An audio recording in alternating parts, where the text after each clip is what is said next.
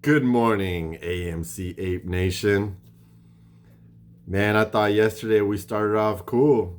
Everybody, we were off. You saw me. I was a beautiful, gorgeous day in Florida walking my dog. Later on in the day, I'm looking at YouTube, listening to some of these other guys, and I'm like, what the hell is going on here? What did I do? What did I unravel? Everybody's fighting everybody. You got Teddy Zane making some weird video, calling people out, but not by name, in a very tiny shirt, looking like he took 5 steroid pills. And then some guy, Frankie Muhammad, came out and he was just like, oh, you're talking about me sitting in my kitchen. Frankie's funny, man. He looks like my high school PE teacher, and he just laid into Teddy Zane directly. And I subbed his channel right away. I was like, oh, if you got that much energy, man, you're a real ape. So I got to give you a sub. I gotta make sure I watch your stuff. That wasn't the only battle. Then after that, somewhere, Lou made some report that Citadel got out of their short position and maybe transferred it off to some other hedge funds. And I don't know. I don't know anything about that story. But then the Ape Father comes out and he calls him out. And he's like, "Yo, where are you getting these stories? Because this little, hey, my friend told me." He said that's not going to work anymore. You've got to literally say, "Hey, who are you talking about?" So I kind of like that. But we're getting YouTubers coming out everywhere. I'm looking at the feed now and I'm like, who the heck is that? Who is this? I mean, I know I just got on the scene, but I'm a little bit over a week old now, but I came out to call this kind of stuff out. And to be honest with you, you know what? This is all good. This is all good. Let's get down to the bottom of this. Are we going to be rich or not? I want to be rich. I think we're going to be rich. I think it makes sense. So yesterday also Trey came out and he got back to business. Trey is like, yo, here's the technical analysis. We need it. Can't always rely on it, but this is what it is. I loved it, Trey. You are back on board, my friend. You are pumping out good information. I appreciate it. Thank you very much for that. Wanted to call out another guy that I just think is funny. Like, I don't really listen to his material or anything like that, but Clay, bro, you look like you're hiding. You're playing hide and go seek with somebody. It's like you're always trying to fit into the camera. Like, hey, I'm hiding, and I don't want the guy to find me, but I want to make this video for you guys. It's just, I think it's just hilarious. And there's some other ones that are real funny. I know I'm funny to you guys, I'm sure, and nobody calls me out directly, but that's okay. I mean, it's good if you do. It's good if you don't. I got some comments yesterday regarding what I was talking about with the halts.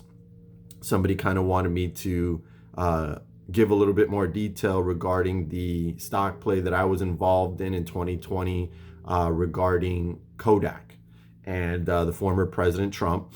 And what was happening there is that during the pandemic, President Trump was literally coming out every day and addressing the nation at 5 p.m. So the market was closed. Half hour had already closed for about a half an hour.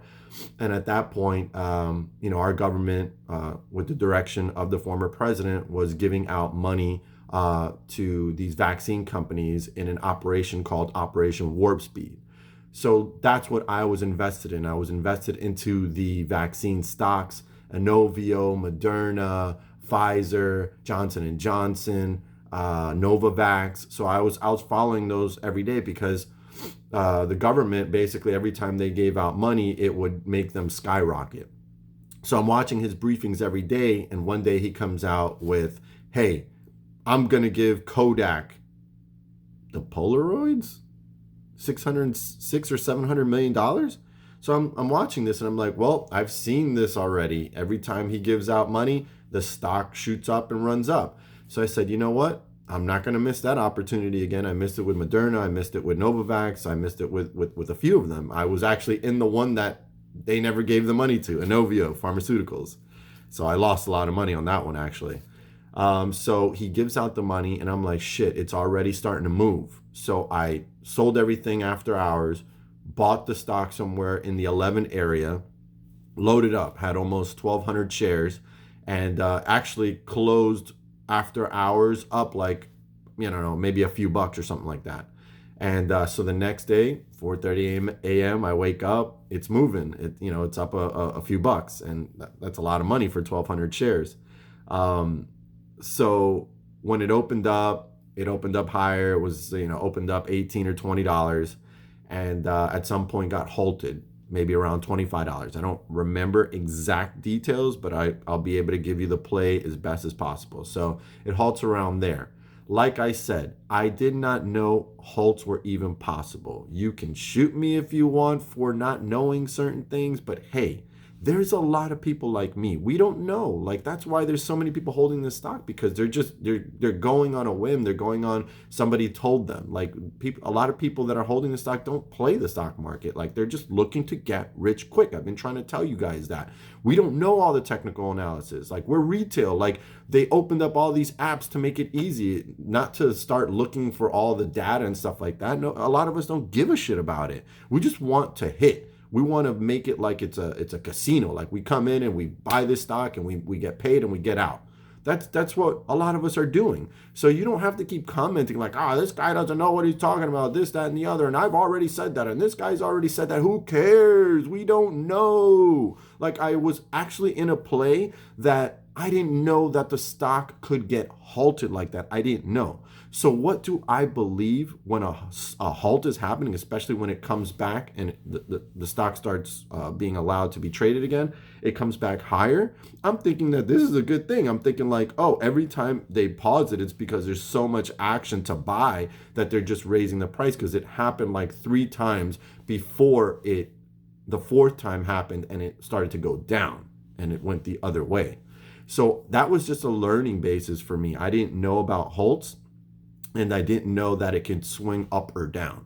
But I learned a hard lesson, because it topped at 70. I thought it would go to 500. I mean, it just kept going up. And like I said, the AMC play could go like that. And a lot of us are going to have to decide if we even care about the halts, or if we're like, you know what, I want to set a price point. That way, if the halt happens, they grab me at my highest point and I'm out and I'm satisfied with that. And you're going to have to think about that before it happens. Now, today, obviously, there isn't anything to talk about pre-market because we're red again. So it's either another manipulative play where they want to shake people out. But again, we're holding. Like, there's really not much more to say.